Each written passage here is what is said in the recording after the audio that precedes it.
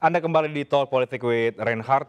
Tadi dengan Ketua Umum PAN, Bang Zulkifli Hasan, Bang Zulas, kita sudah banyak membahas soal capres, ya Bang, cawapres, Ya, Renhat. koalisi yang kita belum tahu ternyata siapa yang akan diusung oleh PAN sebenarnya, tapi mungkin publik sudah mulai membaca-baca kemana arah dukungan itu akan diberikan. Sekarang soal PAN sendiri, Bang Zulhas, yang di 2024 nanti kembali akan bertarung di Pileg, tapi di saat yang sama kita tahu bahwa ada partai umat yang disebut-sebut ini bisa menggerus suaranya PAN. Sebetulnya Bang Zulhas sudah mengatakan berbeda begitu ya kira-kira ya. Tapi bagaimana kemudian PAN menyiapkan kehadiran partai umat ini kalau kita bicara soal raihan suara nanti di Pileg 2024? Partai politik itu tergantung kepada dirinya. Tidak ada partai politik tergantung kepada partai lain tuh nggak ada. Jadi kalau kinerja partai kita bagus, ya publiknya tentu akan menilai baik gitu. Tidak bisa partai saya tidak bekerja, tapi bagus karena partai lain, atau sebaliknya, ya kan? Pekerjaannya bagus, jelek kalau enggak, gitu. Jadi itu. Tapi apapun tentu ada partai umat, ada Pak Amin ya, meninggalkan PAN berkurang, ya mestilah, nggak mungkin tidak. Pak Amin ada pengikutnya, ya. Tapi juga kita bertambah banyak, gitu. Dulu saya di Tapal Kuda itu nggak bisa masuk, sekarang diterima tapal kuda pondok-pondok. Bahkan caleg-caleg kita banyak gus sekarang. Pondok-pondok yang ratusan tahun ternama sekarang tidak ada barrier. Saya lancar gitu ya, bisa punya kandidat dari mereka juga bagus sekali. Dari kalangan nasionalis juga banyak gitu yang bergabung caleg-caleg kita itu. Nah, PAN ini Partai Amanat Nasional itu simbolnya itu matahari, Reinhardt. Matahari itu filosofinya itu tidak pernah membedakan makhluk apapun. Dia memberikan kasih sayang, ya kehidupan, Menyinari semuanya. Tidak pernah ditanya kamu sukunya apa, agamanya apa, juga nggak ada. Ya penting cita-cita kita sama, ingin membawa Indonesia maju melalui persatuan yang kokoh, sehingga kita bisa maju secara rasional, dan itulah tujuan kita, adil bagi seluruh rakyat Indonesia. Nah di PAN siapapun berhak untuk menjadi apapun tergantung prestasi dan kompetensinya. Nah, ini Partai Amanat Nasional. Sementara yang satu lagi kan Partai Islam, tentu beda gitu ya. Kita inklusif terbuka. Bahwa kemudian Partai Umat disebut bisa menarik putra-putrinya Pak Amin yang sekarang ada di PAN? Ya nggak apa-apa kan. Kan satu beda jelas. Kalau kan saya bilang, kalau dibilang nggak ada yang keluar ya pasti ada. Ada, cuman tambah saya banyak gitu. Tadi saya katakan, saya diterima di NTT, saya terima di Tapal Kuda, kayak terima saya gitu ya. Basis-basis Nahdlatul Ulama, dan PBNU dan lain-lain. Saya Matalau Anwar, yang di Banten ya, itu yang di Rembang itu sekarang luar biasa. Sambutannya kepada Partai Amanat Nasional itu luar biasa. Bahkan di Jawa Timur kadang-kadang diplesetkan. Wah PAN sekarang ya Partai Anak Nahdien ya gitu. Jadi kadang-kadang sampai begitu. Jadi karena apa namanya tuh marketnya lebih luas kan. Ya. Partai Anak Nahdien. Kalau di Jawa Timur disingkatin begitu. Biasanya kan Partai Artis Nasional, Bang. Nah, ada juga yang mau. Karena ada artis-artis yang kemudian gabung, itu masih jadi bagian dari strategi juga. PAN tuh begini, sebagai filosofi kita matahari tadi, kita tidak pernah membeda-bedakan. Apakah dia itu artis, apakah dia itu dari birokrat, apakah dia akademisi, apakah teman-teman dari media ya, yang birokratnya wartawan, ataukah dia TNI Polri, sama saja. Mereka sama. Kita tidak pernah membedakan. Yang penting basisnya adalah kompetensi dan kinerjanya. Gitu. Dia sanggup, dia bisa, dia bagus, bisa jadi apapun di PAN. Nah, itu. Oke. Tidak harus karena pangkatnya, karena enggak. Siapa saja. Saya ini kan backgroundnya. Dulu ketua umum PAN tuh Sultan Bakir, ya. Orang biasa-biasa juga. Pak Hatta juga gitu ya, pengusaha juga gitu, bisa ya. Saya juga begitu gitu. Jadi di PAN tuh kita ada kesetaraan. Gitu. Oleh karena itu di Partai Amanat Nasional ada artis, ada kemarin 27 lebih TNI masuk gitu, mendaftar caleg di kita gitu. Itu oke semua. Ada yang TNI, ada yang polisi kan, ada yang dari akademisi gitu, macam-macam backgroundnya. Iya. Oke, jadi Anda meyakini bahwa PAN siap berkompetisi dengan siapapun termasuk juga dengan Partai Umat besutannya Pak Amin Rais? Ya tentu yang berat itu kita bukan berat ya, justru kompetitor kita tuh yang besar dong. Hmm. Ya kan, yang PDI Perjuangan, Golkar, tentu Gerindra dan lain-lain. Itu yang kita mau kejar kan? Itu. Ada ini tidak Pak, di Pileg 2024 ini ada tidak sesuatu yang khusus atau strategi khusus yang disiapkan oleh PAN agar bisa mendongkrak suara? Karena Oh tentu. survei juga kan mengatakan tidak lolos dan lain sebagainya. Ya kalau survei itu biasa. Kalau ada 2 survei saya nggak usah sebut, itu pasti Perindo nomor 1 kan? Karena mungkin temannya Perindo gitu. Mungkin ya.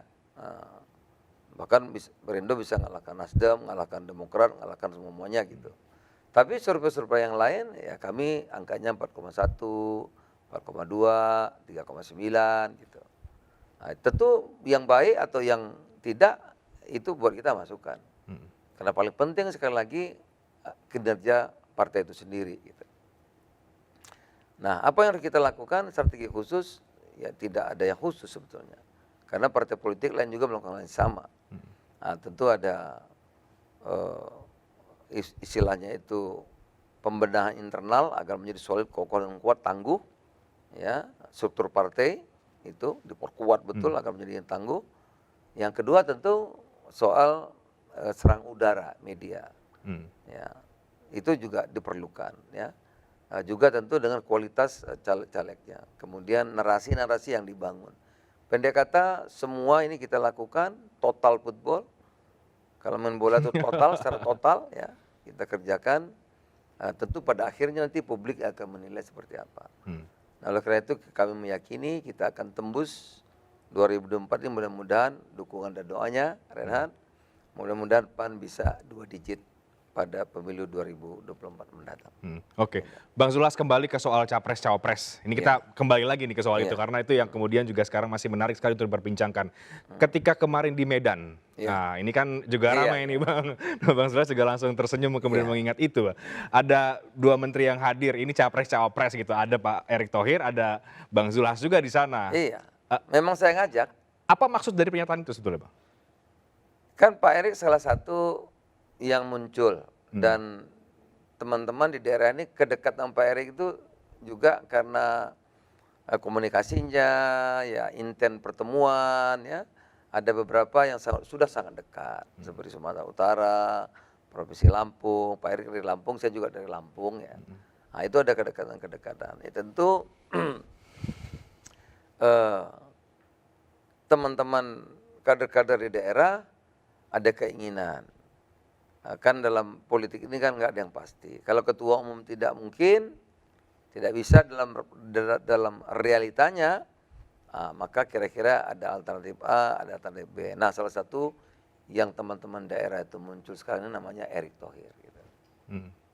Apa yang disampaikan oleh pengurus-pengurus daerah terkait dengan nama Pak Erick Thohir ini Bang Zulhas? Ya Pak Erick Thohir diharapkan paling enggak kalau tidak bisa ketua umumnya yang maju, ya paling enggak orang nomor 2 dari kita, kira-kira itu. Permintaan teman-teman dari daerah, khususnya Sumatera. Karena Pak Erick ini kan dari Sumatera kan, dari Lampung. Lampung sudah minta, Sumatera Utara juga minta, gitu. Itu yang. Nah, untuk cawapres artinya? Untuk nomor 2, iya. Oke. Jadi dinamika internal di PAN juga menarik ya Pak sebetulnya kalau soal nama-nama. Karena gini Reinhard ya, di PAN ini kan bukan komando kan. Di PAN ini kan ini ya. Kami itu setara gitu. Setara. Ketua umum juga bisa diprotes, bisa dikritik, nggak apa-apa gitu. Semua orang bisa bersuara. Setiap orang bisa ngomong setuju nggak setuju. Semua orang bisa menyampaikan usulnya, boleh. Itu di Partai Amanat Nasional begitu. Jadi partai kami sangat terbuka, gitu.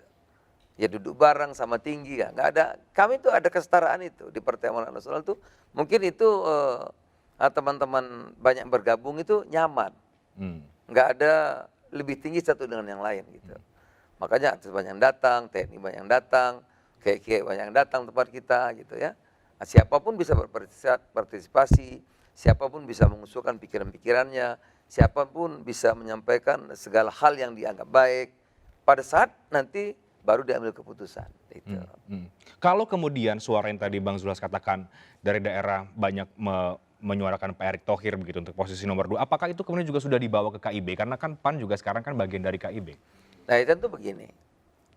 Pada saatnya nanti Partai Amanat Nasional akan menyampaikan usulan-usulan. Misalnya kita usulkan ini Pak Erick, Pak Ganjar, siapa lagi gitu ya.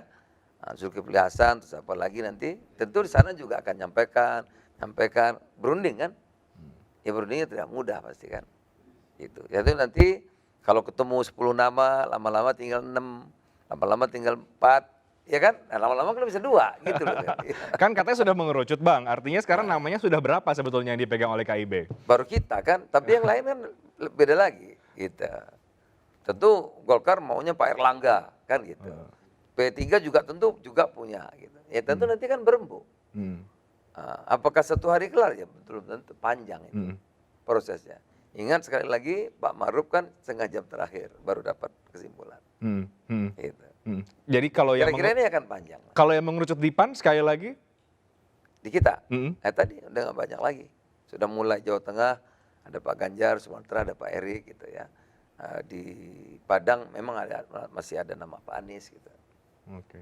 Iya. Yang terbaru juga yang tadi sempat sudah kita bahas ya sebentar Bang Zulas. Perpindahan Pak Ridwan Kamil ke Golkar, artinya kan masuk juga ke KIB. Ya. Kita tahu juga sebetulnya beberapa elit PAN sempat mengatakan juga mendekati begitu atau dengan Pak Ridwan Kamil. Bagaimana respon Bang Zulas? Dengan Ridwan Kamil, bahkan saya jatuh cinta ya. Ridwan Kamil itu Gubernur Jawa Barat hebat. Pikiran-pikirannya itu membuat Jawa Barat maju gitu. Layak untuk jadi presiden. Begitu juga Ganjar gitu ya. Memimpin provinsi yang besar dan maju. Kalau ditanya di Jawa Tengah itu 96% senang gitu. Juga Pak Anies lulusan Harvard ya. Juga punya kualitas memimpin DKI gitu. Jadi kita ini banyak orang ya, orang-orang hebat. Dan itu kita apresiasi. Oleh karena itu saya jatuh cinta sama Pak Ridwan Kamil, saya juga ajak bicara ya gitu. Tapi kan beliau sekarang sudah menjatuhkan pilihan. Tentu kita hormati, kita hargai. Bukan berarti kalau Kang Emil sudah di Golkar terus kita jadi pisahkan, enggak. Pertemanan tetap. Itu kan jalan untuk memajukan Indonesia kan. Ya kan pintunya banyak, dia pakai pintu ini ya nggak apa-apa. Toh nanti bisa ketemu juga di mana ujungnya gitu. Nah oleh karena itu saya ucapkan selamat bergabung pada Kang Emil di Golkar, ya persahabatan kita tetap kerjasama dan sebagainya, tentu tidak ada yang berubah dari situ. Tidak kecewa Bang Zulas? Ya sebagai ketua umum partai, ya tentu dong. Lah, coba kalau ke saya kan gitu. Ya, tapi kan Kang Emil sudah punya pertimbangan yang lain, ya kan. Mungkin juga di kita juga ada pertimbangan lain. Dan saya kira ini memang yang terbaik, gitu. Oleh karena itu kita hormati dan kita ucapkan selamat Golkar dan Kang Emil. Oke, sedikit lagi Bang Zulas soal reshuffle yang kalaupun nanti terjadi ya, apakah itu nanti akhir bulan ini kah atau mungkin Februari awal atau kapanpun itu akan dilakukan oleh Presiden Jokowi. Sekali lagi sikapan bagaimana? Iya, sekali lagi kalau reshuffle atau juga menyiapkan kader yang lain misalnya. Kalau reshuffle itu terserah beliau lah. Saya juga dulu nggak pernah nyiapin diri, tiba-tiba ditugasin aja. Betul ditugasin aja di Mendak kan. Kan dulu saya usulkan kan ada Mas Tris, ada sekjen saya, ada Pak Asman, ada Pak Yoga gitu. Yang mana aja gitu. Ya, tapi terakhir kan ditugaskan ketua umumnya saya gitu. Ya nanti kalau reshuffle ya terserah beliau. Apapun. Kalau penugasan PAN itu selalu siap. Asal untuk merah putih kan kita siap. Oke, jadi kalau penugasan ya siap-siap saja sebetulnya ya. Kader juga sebenarnya ada ya. Oh kalau kader PAN banyak. Banyak. Mau apa juga ada siap. Ada rencana kemudian menarik tokoh yang lain tidak? Bang Zulas untuk masuk ke PAN. Kalau kemudian Ridwan Kamil gagal misalnya, tidak jadi bergabung ke PAN. Ya, adakah nama-nama yang lain? Sudah banyak kan, tinggal momentum aja. Sudah banyak. Tadi yang nyapa-nyapa kan sudah ada. Oke. Udah banyak. Cuma nanti kan ada momentumnya pas ini gitu. Oke. Ya kan, kan politik ini kan selain tepat waktu, itu yang paling penting. Gitu. Harus momentumnya pas juga. Artinya ada kemungkinan Pak Erick Thohir kemudian bergabung ke PAN misalnya? Dalam politik semua bisa, ya kan? Ya, semua bisa. Ini kalau jawaban politisi senior ini Bang Zulhas ini. Kita tunggu aja waktunya. Kita tunggu waktunya ya Bang Iya, Zulhas. Ya. Oke, iya, terakhir iya, Bang iya. Zulhas, Iya. sebagai politisi Anda sudah banyak malang melintang ya, menjabat Iya, iya. ketua MPR, wakil ketua MPR, menteri 2 kali. Iya, iya. Apalagi yang kemudian ada di bayangan Bang Zulhas kalau bicara soal ke depan gitu, secara pribadi? Ya saya ditanya banyak teman, apa sih cita-cita Bang Zul dan apa sih yang paling membahagiakan? Nah, Reinhard, saya ini ketua MPR sudah, menteri pernah, sekarang Mendak gitu ya. Ketua umum partai udah kedua nih. Gitu. Jadi apa cita-cita saya? Saya itu bahagia sekali kalau bisa kumpul sama cucu saya. Oke. Saya udah punya cucu 7 gitu. Jadi ya cita-citanya kalau bisa lebih banyak kumpul kepada keluarga lah. Ambisi politik sudah selesai atau masih ada Bang? Ya mau apa lagi, Pak? Ya yang paling penting bagaimana profesi saya ini, politik sekarang ini bisa memberikan manfaat yang besar-besarnya bagi publik. Kalau enggak buat apa juga gunanya, buat apa juga gitu. Kan saya sudah 61 tahun. Kalau betul-betul profesi ini bisa merubah sesuatu yang baik, yang kurang baik jadi baik, ya, yang belum baik jadi baik, gitu. Bisa buat keadilan, kesetaraan, tentu itulah cita-cita saya. Gitu. Cita-cita saya itu, misalnya baru saya kasih contoh satu. 50 tahun lebih petani itu selalu pihak yang dirugikan. Ya, dengan pemerintah tentu akan menjaga inflasi tidak naik. Tapi selama ini yang korban itu petani. Gitu. Oleh karena itu petani itu datanya bukan kata saya, cek BPS. Kalau zaman saya umur 6 tahun, petani itu punya kebun, punya sawah, ya kan. Nah sekarang, 50 tahun kemudian, petani itu udah nggak punya kebun, nggak punya sawah. Oke. Petani berubah menjadi buruh tani. Apa yang sebabnya? Misalnya salah satu pasal, harga beli pemerintah itu harga eceran tertinggi. Ya. Gabah 4.450 paling tinggi. Padahal 4.400 nggak ada lagi itu harga. Oke. Nah, oleh karena ini kita balik. Ya, ya. Kemarin saya rapat atas, presiden setuju. Sekarang pemerintah akan beli harga beras semurah-murahnya 4.500. Oke. 4.450. Jadi sekarang gabah bisa beli 6.000, beras beli 10.000. Artinya petani dapat harga yang baik. Itu saya ada gunanya. Oke. Gitu ya. Bermanfaat bagi banyak orang kira-kira begitu ya Bang Belum Zulhas, ya? yang lain-lain masih banyak yang kita urusi. Itulah cita-cita saya. Oke, menarik. Terima kasih banyak Bang Zulkifli Hasan, Ketua Umum Partai Amanat Nasional sudah hadir di Studio Talk Politik with Reinhard. Kita tunggu momentum. Kalau tadi Bang Zul katakan, politik ini soal momentum. Iya, nggak lama lagi. Kejutan-kejutan akan terjadi. Kita akan tunggu kejutan apa yang akan diberikan oleh PAN dan juga Koalisi Indonesia Bersatu. Demikian wawancara saya dengan Ketua Umum PAN Zulkifli Hasan di Talk Politik with Reinhard. Saya Reinhard Sirait, terima kasih, selamat malam. Malam, terima kasih.